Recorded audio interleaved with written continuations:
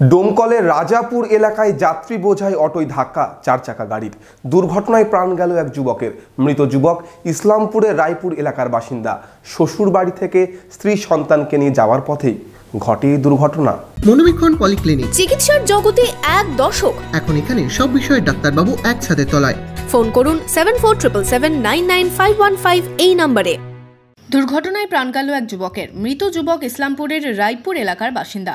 শ্বশুর বাড়ি থেকে স্ত্রী সন্তানকে নিয়ে ফেরার পথে ঘটে দুর্ঘটনা। নদিয়ার করিমপুরের গোয়াস এলাকায় শ্বশুর বাড়ি থেকে স্ত্রী সন্তান নিয়ে বাড়ি ফিরছিলেন বাপি।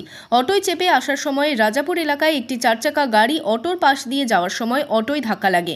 তখনই রাস্তায় পড়ে যায় ওই যুবক। সিসিটিভিতে ধরা পড়ে সেই ছবি। স্থানীয়রা তাদের উদ্ধার করে ডোমকল মহকুমা হাসপাতালে নিয়ে গেলে চিকিৎসকেরা মৃত বলে ঘোষণা করেন। পুলিশ অটো ও ঘাতক গাড়িটিকে আটক করে। দুর্ঘটনায় মৃত্যুতে শোকের ছায়া নেমে এসেছে পরিবার জুড়ে। আমরা গাড়িতে করে আসছিলাম আর ও ডাইন দিকে অটোতে বসেছিল, আমরা পেছনেই ছিলাম মিডিলে। আমরা খেয়াল করিনি, এদিকে তাকাতে তাকাতে আসছি আর ডাইন থেকে বসে আছে। খুব জোরে আওয়াজ হলো, দিয়ে পেছে ঘুরে দেখছি পড়ে গিয়েছে।